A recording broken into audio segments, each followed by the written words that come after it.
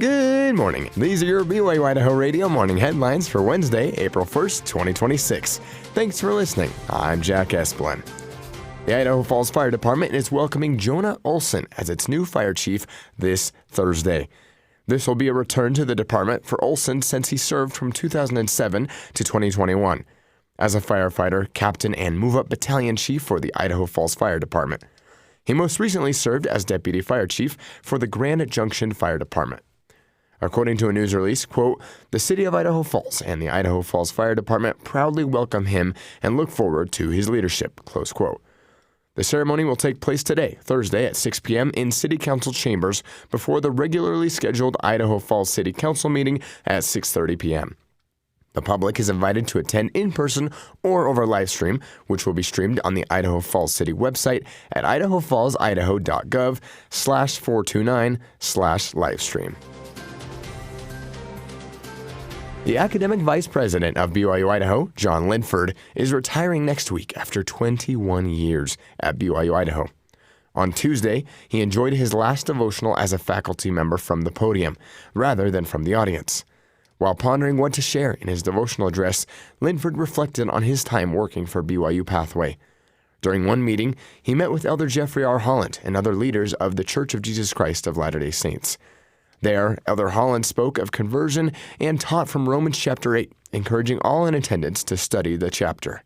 And I went back and read it and was so fascinated by it. I actually, at that point, committed it to memory and did a pretty in-depth study of it. And it really was a life-changing experience for me. And so I thought, well, that would be a good thing to share with the students and employees here at BYU-Idaho.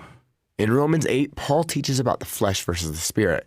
The flesh is the natural man and does not strive to please God through obedience, but disciples can turn their spirits to Christ and overcome trials. We do not suddenly and immediately overcome all of our weaknesses. Rather, being on the covenant path allows the work of conversion to operate. In his devotional, Linford taught that through prayer and effort, students can receive help from the Lord when on the covenant path. He took upon himself our sins, then died to pay the price for them, then vanquished death and became the first fruits of the resurrection. Thus he brings us a godly power that is beyond anything we could do on our own. You can listen to the devotional or our full interview with Linford on our podcast feed. All you have to do is follow BYU-Idaho Radio on your favorite podcast app. People living in the Pocatello area donated nearly $1 million to the Light the World giving machines last November. They donated more than 29,000 items worth $960,534 in total. The top item was a new pair of shoes through the United Way of Southeastern Idaho. People donated more than 2,500 pairs. The other two top items were backpack meals for children through the United Way and a month of breakfast for shelter residents through Aid for Friends.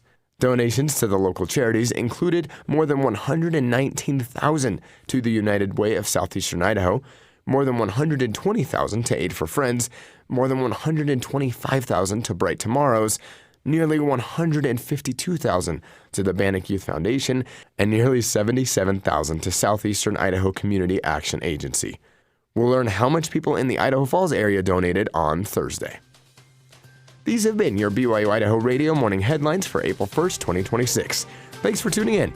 More news, interviews, and great content are available on our podcast feed.